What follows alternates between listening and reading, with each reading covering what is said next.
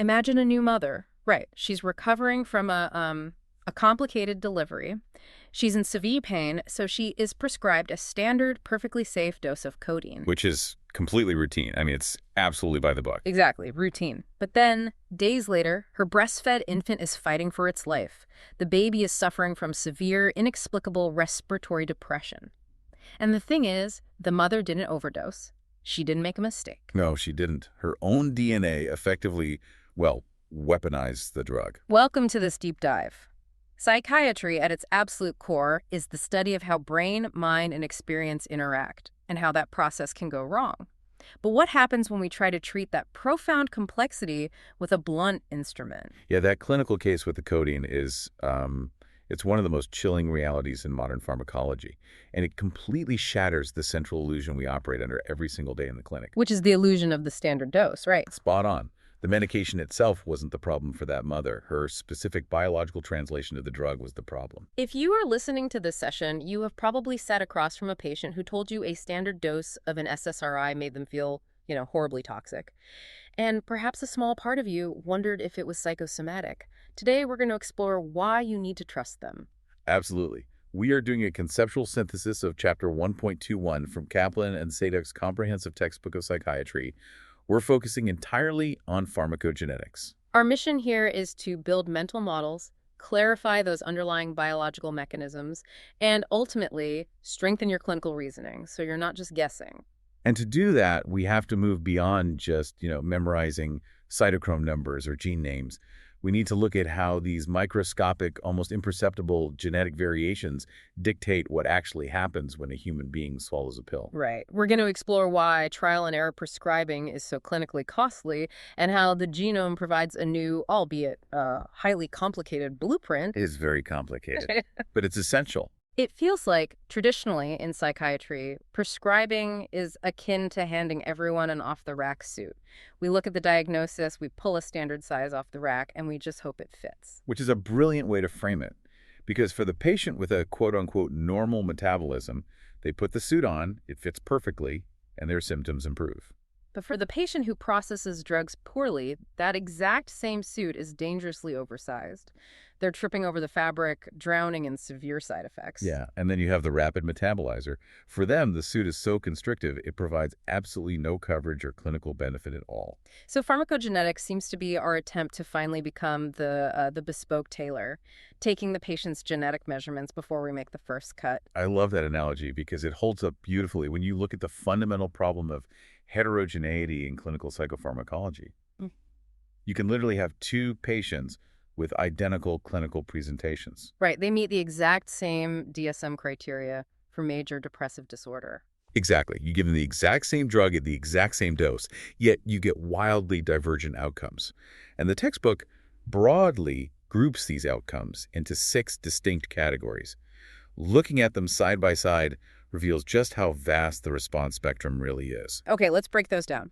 At the very top, category 1, you have the Holy Grail, a fully positive clinical response with minimal or occasional side effects. Right. The depression lifts, the patient feels like themselves again, and maybe they just have a bit of a dry mouth that goes away after a week. It's the perfect fit. But then consider category 2. Yes, category 2. You get that same fully positive clinical response, but it comes with clinically impactful side effects. The depression is gone, but the patient now suffers from, say, severe weight gain or profound sexual dysfunction. Or constant lethargy. Which brings us to category 3. This is a partial clinical response with minimal side effects, so the drug is doing something, but not enough. And category 4 is where it starts getting actively demoralizing for everyone involved. A partial response, but with significant side effects. They're still somewhat depressed, but now they also feel physically unwell every single day. Which leaves categories 5 and 6. Category 5 is a limited clinical response with minimal side effects. Essentially, the patient is taking a very expensive placebo. The drug is doing nothing. Okay. And then category 6 is the absolute worst case scenario. Limited clinical response with substantial side effects. They are getting zero psychiatric benefit, but they're enduring all of the systemic toxicity. It's awful. The pharmacotherapy of psychiatric disorders is a constant, delicate process of shared decision-making, constantly weighing those 6 potential outcomes. And our historical inability to predict which category a patient will fall into before they take that first pill, it carries an enormous human and economic cost. The ultimate proof of that burden has to be the START study, right? The Sequenced Treatment Alternatives to Relieve Depression study. Oh, absolutely. Funded by the NIMH, it is the largest and longest study ever conducted to evaluate depression treatment. It was basically a giant sequenced trial and error approach. If you don't remit on level 1, you move to level 2, and so on.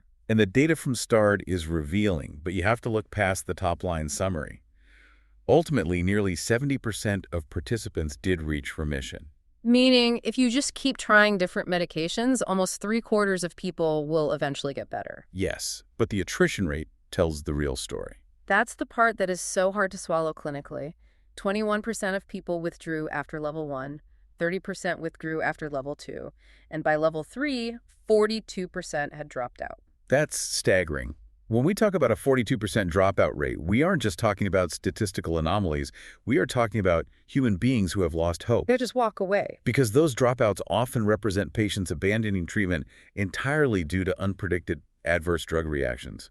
Those category 2, 4, and 6 outcomes we just discussed. Or they drop out because of a complete lack of efficacy. They get tired of feeling like human guinea pigs. Exactly. They endure weeks of nausea, insomnia, or emotional blunting, only to be told their depression score hasn't changed, and they need to start all over again with a new chemical. This frames the desperate need for predictive biomarkers. We need to know who is going to drop out and why before we write the first prescription.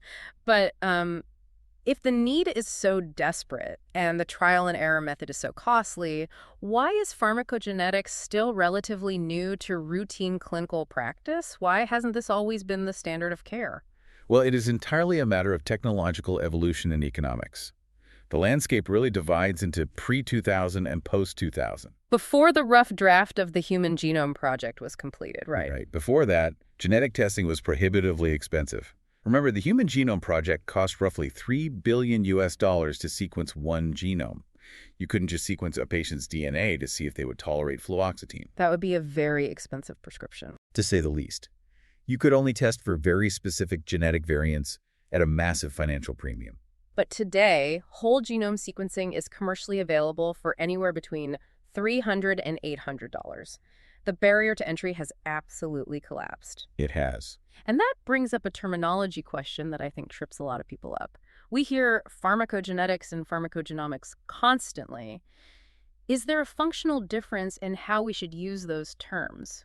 Traditionally, yes. Pharmacogenetics referred to the study of specific, targeted genetic sequences, maybe looking at one single gene and how it affects drug response. And pharmacogenomics. That was the broader term, referring to looking at the entire genome, the whole set of genome-wide data.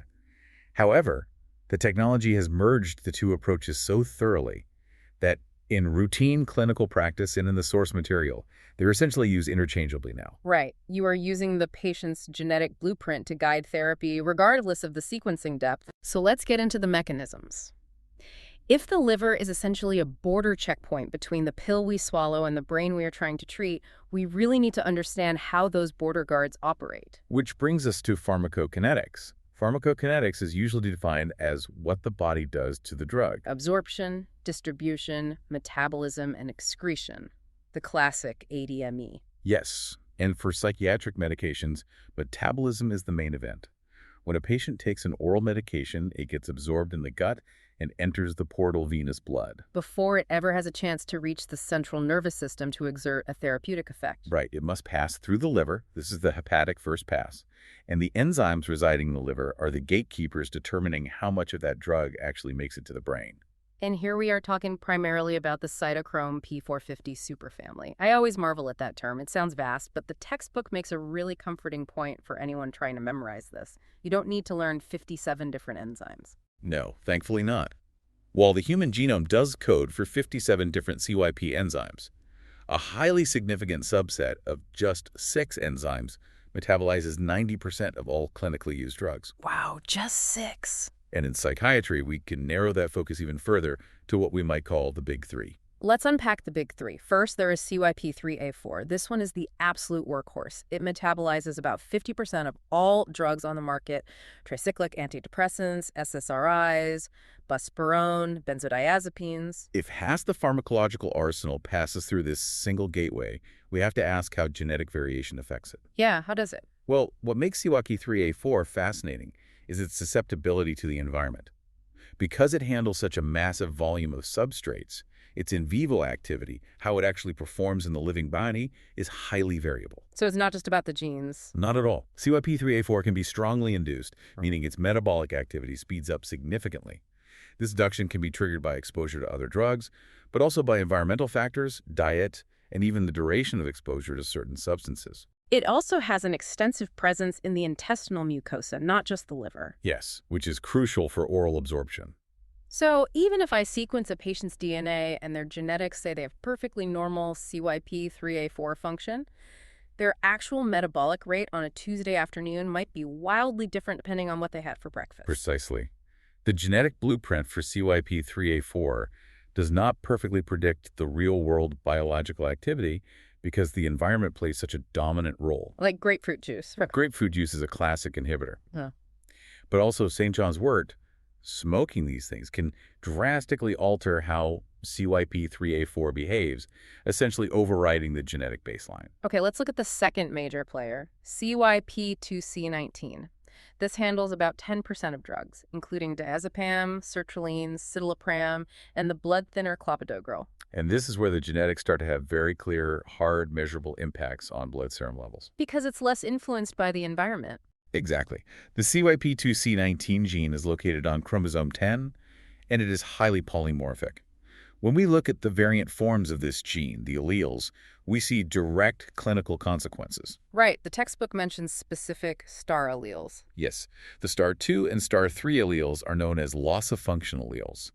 Inheriting these means the enzyme simply doesn't work efficiently. It's broken, essentially. Or very sluggish.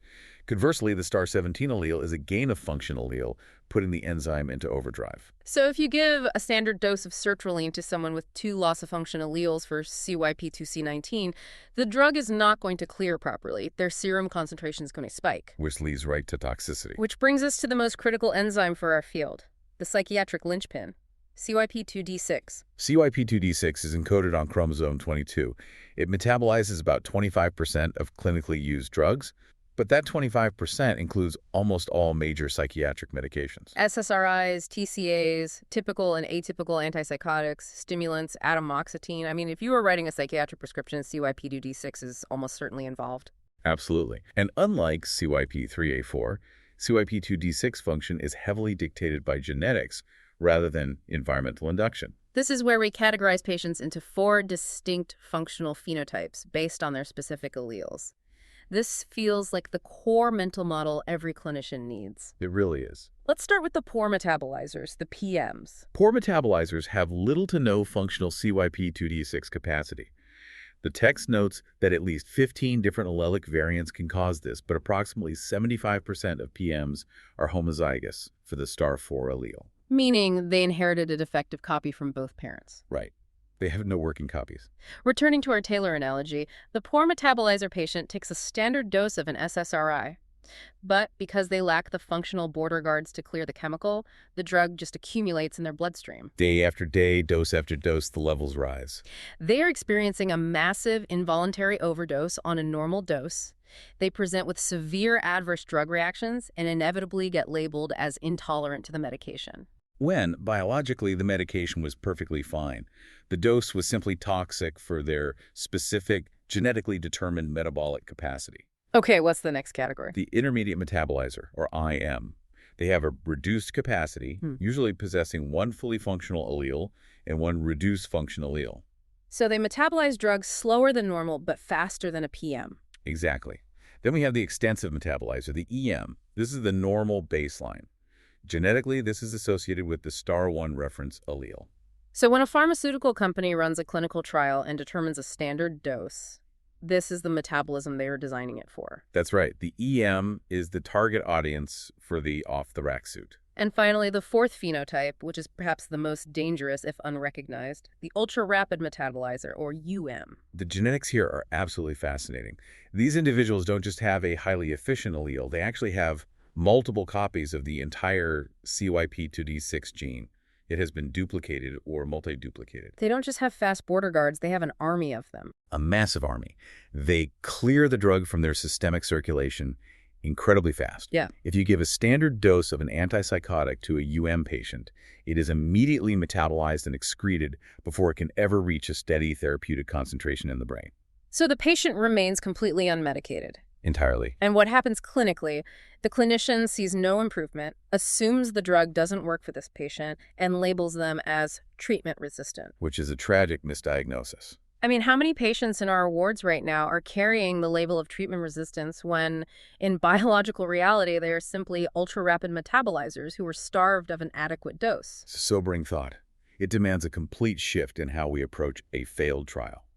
You have to stop and ask, did the drug fail the patient's brain, or did the standard dose fail their genome? But genetics isn't destiny, is it? What if I sequence a patient and the lab report definitively says they are an extensive metabolizer for CYP2D6, totally normal genetics? But when I look at their clinical presentation, they are showing all the signs of a poor metabolizer. They are toxic on a low dose. How does a genetically normal liver suddenly forget how to work? To understand that, we have to look at the phenomenon of phenocopying. Your genetic sequence provides your baseline, but what you ingest can forcefully override that baseline. Because many psychiatric drugs are themselves potent inhibitors of CYP enzymes. Precisely. So let's play this out. All right, I have a patient. Genetically, they are an extensive metabolizer for CYP2D6, but they are currently taking fluoxetine or perhaps bupropion. Both of these are known to be strong CYP2D6 inhibitors. The fluoxetine molecule enters the liver and effectively blocks the active sites of the CYP2D6 enzymes. The enzymes are physically present, they are structurally normal based on the patient's DNA, but they're functionally paralyzed. So they can't do their job. Right. If you then introduce a second medication that relies on CYP2D6 to be cleared, like a tricyclic antidepressant, that second drug has nowhere to go. It builds up to toxic levels. Because the fluoxetine has turned our normal, extensive metabolizer into a functional, poor metabolizer, they have been phenocopied. The clinical presentation mimics a genetic defect perfectly. It is like a traffic jam. The highway was built perfectly fine, but a broken-down truck, the fluoxetine, is blocking all the lanes. That's a great way to visualize it. And we must also consider a variation of this called autophenocopying. Autophenocopying? How does that differ? This happens when a single drug actually inhibits its own metabolism over time. As the drug is administered daily and begins to reach a steady state in the blood, the drug molecules themselves act as inhibitors to the very enzymes trying to clear them. Wow. Therefore, the pharmacokinetic profile, how the body handles that specific drug, will look vastly different on day 30 compared to day 1. The drug has altered its own clearance pathway. That's incredible. Now, up to this point, our entire mental model has been built on a specific assumption. The drug you swallow is the active chemical, and the liver's job is to break it down and clear it away. But what happens when the drug arrives at the liver in disguise? What happens when it is completely inactive until the border guards process it? That completely flips the dynamic. Yeah. We're talking about the paradox of prodrugs. In this scenario, metabolism is not a clearance mechanism. Metabolism is the activation mechanism. Lisdexamfetamine is a great, relatively safe example of this, isn't it? Yes, Vivance. The chemical structure is dextroamphetamine securely bound to the amino acid L-lysine. When you swallow it, it has absolutely no stimulant properties. It requires enzymatic hydrolysis, specifically by red blood cells, actually, to cleave off the lysine and release the active central nervous system stimulant. It creates a steady, predictable activation curve. But let's go back to the story we opened with. The mother taking codeine. This is where prodrugs and highly variable liver enzymes create a lethal intersection. Because codeine is a prodrug. Exactly. Codeine itself is an incredibly weak analgesic. It doesn't do much for pain on its own. To provide relief, it must be converted by the CYP2D6 enzyme into morphine, which is a highly potent mu-opioid receptor agonist. So if we map our phenotypes onto this prodrug model, if a poor metabolizer takes codeine, they lack the CYP2D6 function to convert it, they swallow the pill, and they get zero morphine. Zero pain relief. The clinician might think they are drug-seeking when they ask for more pain relief, but biologically, their body couldn't unlock the medicine? That is the clinical failure. Yeah. But the true clinical danger lies with the ultra-rapid metabolizers. The ones with the duplicated genes. Right. If a UM takes a standard dose of codeine, their duplicated CYP2D6 genes act like a hyperactive factory. They rapidly convert that codeine into massive, overwhelming amounts of active morphine and morphine 6-glucuronide all at once, It causes a sudden massive spike in blood morphine levels. which leads to life-threatening respiratory depression. And because morphine can pass into breast milk, the UM mother from our opening story inadvertently poisoned her infant simply because her liver was too efficient at activating the prodrug. This specific mechanism is why modern guidelines strongly recommend genotyping before prescribing codeine, isn't it? Absolutely. And the same logic applies to tramadol, another prodrug reliant on CYP2D6 to become a potent opioid. So for UMs, prodrugs are a toxicity risk. For PMs, they're a clinical failure. Perfectly summarized. Assuming the ingested drug is the sole active agent is a massive cognitive trap, but the pharmacology gets even deeper. Oh, it does. What if the drug you ingest is active, ND, the metabolite created by the liver, is also active, but it interacts with completely different receptors in the brain? You are describing drugs with multiple active metabolites, which creates an incredibly complex clinical picture. The exact ratio of parent drug to active metabolite circulating in the patient's blood is entirely dependent on their unique CYP enzyme efficiency. I think of this as the Hydra effect. You metabolize the parent drug, you chop off one head, and two new, chemically distinct active heads grow back. Let's look at how this works with clozapine. Clozapine is fascinating. It's primarily metabolized by CYP1A2 into an active metabolite called N-desmethylclozapine, or NDMC. Now, clozapine itself is known for acting as an antagonist at the D2 and D3 dopamine receptors. But its metabolite, NDMC, behaves very differently. It acts as a weak, partial agonist at those same dopamine receptors. So the parent drug is blocking the receptor, while the liver is generating a metabolite that partially stimulates it. They are fighting for the same parking spots in the brain, but doing different things once they park. Furthermore, NDMC is a potent agonist at the M1 muscarinic and delta opioid receptors, an action clozapine entirely lacks. That's a huge difference. It is. Some literature hypothesizes that this unique M1 agonism from the NDMC metabolite might actually be a key reason for clozapine's superior efficacy, particularly regarding the cognitive and negative symptoms of schizophrenia.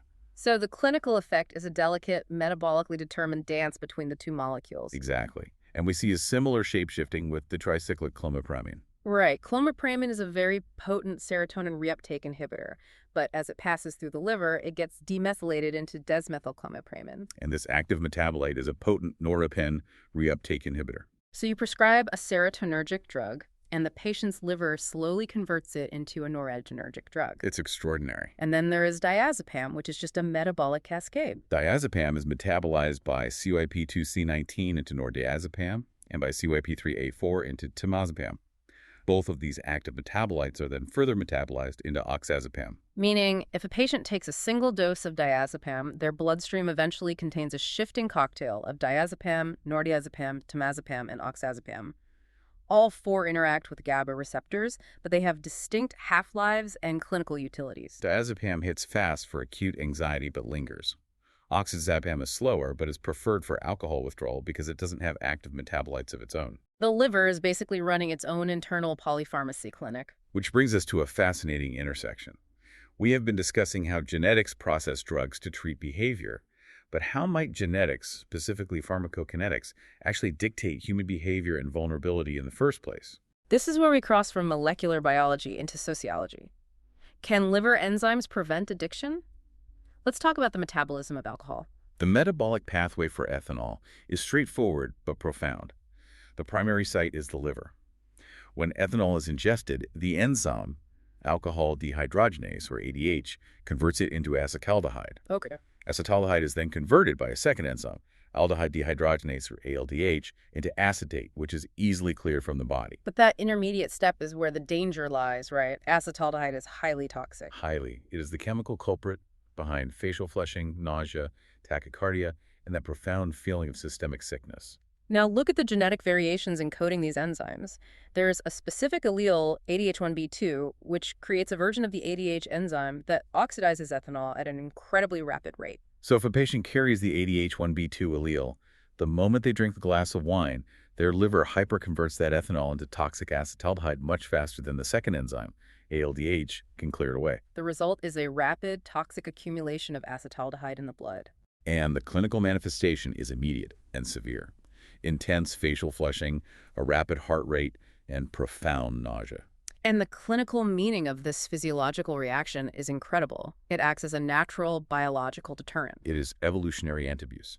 If drinking alcohol reliably and immediately makes you violently ill, your odds of developing an alcohol use disorder plummet. The protection it offers is massive. This specific allele is highly prevalent in East Asian populations. The data shows that carrying just one copy of the ADH1B2 allele reduces the odds ratio of developing alcoholism to 0.19. And carrying 2 copies. It reduces it to 0.12. That's a flawless biological chain reaction. The gene codes for the enzyme dictates the pharmacokinetic clearance, the clearance rate causes acute physical discomfort, and the physical discomfort drastically reduces the behavioral risk of addiction. And the geographic distribution of this allele highlights a broader, vital point for clinical integration. Genetics, and therefore metabolic phenotypes, are not evenly distributed across the globe. Which circles back to our critique of the standard dose. The standard dose is largely a Western construct. It is based on clinical trials that, historically, were primarily conducted on Caucasian populations in North America and Europe. The prevalence data for CYP enzymes across different ethnicities makes relying on those standard doses globally quite dangerous. Let's take the CYP2D6 ultra-rapid metabolizers, the patients who process drugs so fast they receive no benefit from standard doses. In Caucasian populations, the prevalence is typically around 1.5 to 2%. But look at the data from other regions. In the Mozambique people, a Berber ethnic group in the Sahara, an astonishing 39.5% are predicted to be ultra-rapid metabolizers. In Ethiopians, it is 29%. In the ethno-religious Druze from the Middle East, it is 21.4%. If you take a psychiatric dosing guideline developed in London or New York and apply it rigidly in a clinic in Ethiopia, you're going to be chronically undertreating roughly a third of your patients. And we see the inverse with poor metabolizers. The prevalence of PMs is about 12.1% in the British population and 10.6% in the Danish. But it drops to approximately 1% in Chinese, Japanese, and Korean populations. You simply cannot assume a uniform metabolic baseline. This exposes a really dangerous diagnostic trap that we fall into, a confusing culture with genetics. Yes. How often do we as clinicians observe a patient's reaction to a medication through the lens of sociological stereotyping when the answer is actually hiding in their cytochrome enzymes? The textbook cites a highly illustrative clinical study regarding Hispanic women that perfectly captures this. These patients were presenting to clinics with severe somatic symptoms while taking standard doses of antidepressants. What kind of symptoms? They complained of profound fatigue, severe headaches, backaches, palpitations, hyperventilation, and myalgias. And in routine, fast-paced clinical practice, those physical symptoms in that specific demographic are frequently misattributed to a cultural expression of distress. Exactly. A clinician might write it off, assuming that Hispanic patients are simply more likely to somatize their depression or anxiety rather than verbalize it. But when researchers brought these women into a pharmacogenetic study and genotyped them, they found the biological truth. These women were homozygous for the CYP2D6*4 allele. They're poor metabolizers. Because they couldn't clear the drug, their blood serum levels of the antidepressants were astronomically high. The palpitations, the hyperventilation, the muscle aches, none of it was cultural somatization. No, it was acute chemically induced drug toxicity from what the doctor thought was a safe standard dose. The moment their doses were lowered to match their specific genetic metabolic capacity, the somatic symptoms resolved. We have to start pathologizing a patient's cultural background when the answer lies in their pharmacokinetics. It is a profound lesson in clinical humility. However, as much as we praise our understanding of pharmacokinetics, what the liver does to the drug, we have to acknowledge the dark side of the moon here. Pharmacodynamics. Right. If pharmacokinetics, or PK, is the journey to the brain, pharmacodynamics, or PD, is what the drug actually does once it gets there. It is the interaction at the central nervous system target. the receptor binding. And this is where the promise of precision medicine currently hits a massive roadblock. We have all these beautiful, highly validated charts for CYP liver enzymes. But when it comes to predicting how the brain will actually react to the drug, we are essentially flying blind. Why does PD testing lag so far behind PK testing? The text highlights PD targets like the SLC6A4 gene, which codes for the serotonin transporter, or the DRD2 gene, which codes for the dopamine D2 receptor. The problem comes down to our limited understanding of the true therapeutic mechanism of action. Psychiatric drugs are unique in that way. When a patient takes an SSRI, the drug enters the brain and binds to the serotonin transporter immediately. Within hours, the reuptake is blocked. But the patient doesn't feel better in hours. No, the therapeutic effect, the actual lifting of the major depressive episode, takes weeks. Precisely. That initial receptor binding is just the first domino. It triggers a vastly complex cascade of downstream secondary messenger effects, alterations in gene expression, neurogenesis, BDNF release, a chain of events that takes a month or more to play out. So, because the ultimate therapeutic mechanism remains somewhat of a black box, it is incredibly difficult to identify reliable, predictive genetic biomarkers for it. If you don't know the exact molecular pathway that cures the depression, you don't know which genes to test to predict a cure. Which brings us to the reality of the commercial testing landscape. Because if you listen to the aggressive marketing from companies offering tests like GeneSight or IdentiGenetics, you would think they have solved this black box. Well, you have to be very rigorous in interpreting what those commercial panels actually offer. They do an excellent job covering the pharmacokinetic side. They will accurately test your CYP1A2, 2C19, 2D6, and 3A4. They can definitively tell you if you are a poor or ultra-rapid metabolizer, which helps prevent toxicity. But they're pharmacodynamic targets. The genes they claim predict if the drug will actually work to fix the psychiatric illness are highly limited and scientifically debated. They might test for variants in the 5-HT2A receptor, but major depressive disorder is a vastly more complex biological puzzle than a single serotonin receptor variant. This is why the FDA has taken a very specific, cautious stance. They've issued warnings to laboratories regarding overstating their marketing claims, essentially stating that there is insufficient clinical evidence to claim a genetic test can definitively predict which antidepressant will cure a specific patient. However, the FDA isn't against genetic testing entirely. They released the table of pharmacogenetic associations to clarify exactly what is supported by sound science. And when you look at that table, it is heavily skewed toward preventing adverse drug reactions, not predicting psychiatric efficacy. A prime example from the FDA table is the strong validated association between the anticonvulsants carbamazepine and oxcarbazepine and the HLA-B star 1502 or HLA-A star 3101 alleles. If a patient carries the specific human leukocyte antigen alleles and you prescribe carbamazepine, they are at a highly elevated risk of developing Stevens-Johnson syndrome or toxic epidermal necrolysis, which is a severe, potentially fatal immune-mediated skin reaction where the epidermis literally separates from the dermis. Testing for that allele is not about predicting if the carbamazepine will stabilize their bipolar disorder. It is a direct, validated pharmacogenetic biomarker designed to prevent a life-threatening adverse event. That is the kind of precision medicine the FDA strongly supports and mandates in certain populations. So how do we integrate all of this into clinical reasoning? We have the promise of genetics, the reality of liver enzymes, the mystery of brain receptors, and the limits of commercial tests. The core clinical integration is this. Precision medicine enhances but does not replace clinical judgment. Gene structure is just one piece of a massive, multidimensional puzzle. You can sequence a patient's entire genome, but if you don't ask about their environment, you are practicing incomplete medicine. Exactly. If you don't ask if they are smoking a pack a day, which strongly induces CYP1A2 and drops the blood levels of olanzapine or clozapine, or if you don't ask what their diet is or what their concurrent medications are, you are missing the forest for the DNA strands. You have to integrate environment, gender, smoking status, comorbidities, and psychosocial context. Furthermore, to move this field forward, we desperately require a shift in how we conduct research. We currently rely far too heavily on post-hoc analyses. Consider the STARD study again. The genetic testing component was added as an afterthought. They started collecting blood for DNA analysis after the study was already underway. meaning the people who dropped out in the very first weeks because of horrific side effects, the exact people whose genetics we most desperately need to study to find biomarkers for adverse reactions, were already gone. Their DNA was never sequenced. What the field needs are rigorous, prospective, multi-center R01 clinical trials without pharmaceutical bias.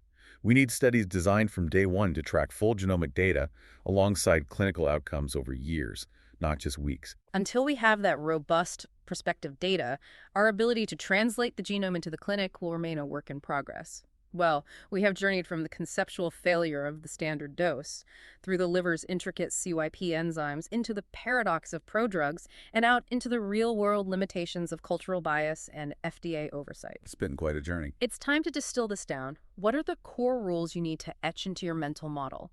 Let's synthesize the key takeaways clearly. First, pharmacogenetics is the study of how genetic variation affects an individual's response to drugs. It provides the biological why behind the variability we see in the clinic. Second, genes influence drug metabolism, receptor sensitivity, and transport mechanisms. It's a journey from how the liver clears the chemical, to how the drug crosses into the brain, to what it binds to once it arrives. Third, variations in enzymes, specifically the cytochrome P450 superfamily in the liver, can drastically alter drug levels and effects. The big three you must remember are CYP3A4, CYP2C19, and the psychiatric linchpin, CYP226. Fourth, genetic differences directly contribute to the massive clinical variability we see in both efficacy and side effects. It explains the ultra-rapid metabolizer who receives no relief and the poor metabolizer who is drowning in toxicity. Fifth, pharmacogenetics supports more personalized approaches to prescribing. It offers a scientific pathway out of the costly and painful trial and error approach. Sixth, clinical decisions must still integrate non-genetic factors. You cannot treat a genotype in a vacuum. You must treat the whole patient, factoring in their environment, their diet, and phenomenon like phonocopying from concurrent medications. And seventh, the ultimate rule. Precision medicine enhances but does not replace clinical judgment. The genetic test is a powerful tool, not an infallible oracle. Well said. To really solidify these concepts, let's test our mental models with some clinical scenarios. Imagine we are sitting in the clinic working through cases. Here's question 1. Say a patient is prescribed standard dose codeine for post-operative pain. Within hours, they experience severe, life-threatening respiratory depression. Based on what we discussed, which CYP2D6 metabolizer phenotype most likely explains this event? I would immediately suspect they are an ultra-rapid metabolizer, or phenotype. The reasoning hinges on understanding prodrugs. Codeine is inactive. It must be metabolized by CYP2D6 into active morphine. A has duplicated CYP2D6 genes, meaning they rapidly convert the prodrug into a massive, toxic bolus of morphine, precipitating immediate respiratory depression. Spot on. Let's try question 2. A patient of East Asian descent tells you they experience severe facial flushing, tachycardia, and nausea immediately after consuming even a small amount of alcohol. This physical reaction acts as a strong protective deterrent against alcohol dependence. Which specific enzyme and allele are we looking at here? We're looking at alcohol dehydrogenase, specifically the ADH1B2 allele. Ethanol is metabolized to toxic acetaldehyde by ADH. The ADH1B2 variant causes incredibly fast oxidation of ethanol, leading to a rapid toxic accumulation of acetaldehyde before the body can clear it. It is that acute acetaldehyde toxicity causing the severe flushing and nausea. Okay, question 3. This one requires integrating drug interactions. You have a patient who is an extensive metabolizer, totally normal genetic function for CYP2D6. They are stable on fluoxetine. You start them on a new medication that is a CYP2D6 substrate. Within a week, they rapidly develop side effects typical of a poor metabolizer. What pharmacokinetic phenomenon just happened? That is classic phenocopying. Fluoxetine is a potent CYP2D6 inhibitor. Even though the patient has genetically normal enzymes, the fluoxetine physically blocks the active sites, effectively shutting down the clearance pathway. When the new substrate arrives, it cannot be metabolized and builds up to toxic levels. The drug interaction overrides the normal genetics. Brilliant. Now, question 4 looks at FDA guidelines. The FDA strongly recommends testing for the HLA-B star 1502 allele before prescribing carbamazepine to certain populations. What specific adverse event are we trying to prevent with this test? We are trying to prevent severe skin reactions, specifically Stevens-Johnson syndrome or toxic epidermal necrolysis. The clinical reasoning here is to understand that this is not a pharmacokinetic metabolic issue. This is a direct, validated pharmacogenetic biomarker predicting a life-threatening immune-mediated adverse drug reaction. Final scenario, question 5. What do we call the situation where an administered drug actually inhibits its own metabolism as its concentration reaches a steady state in the blood over time? That is autophenocopying. The substrate itself acts as the inhibitor to the very enzyme required to clear it. Because of this, how the body handles the drug fundamentally alters itself with repeated, chronic dosing compared to the initial dose. If you want to dive deeper into these mechanisms, review the allele frequencies, and study the enzyme charts we discussed, I strongly direct you back to Chapter 1.21 in Kaplan and Sadok's comprehensive textbook of psychiatry. It is a dense but incredibly rewarding read now that you have the conceptual framework. The foundational blueprint is laid. The real work is building upon it through observation in your clinical practice. We want to leave you with a final provocative thought to mull over. If our genetic code dictates how we process the chemicals that alter our moods, our pain, and our risk for addiction, at what point does a side effect cease to be an accident of the drug and start becoming a predictable biological expression of who we are? We are no longer just prescribing to a diagnostic label, we are prescribing to a genome. Here are the details of this episode. Pharmacogenetics. Byline. Personalizing treatment, how genetic variation shapes response, risk, and recovery.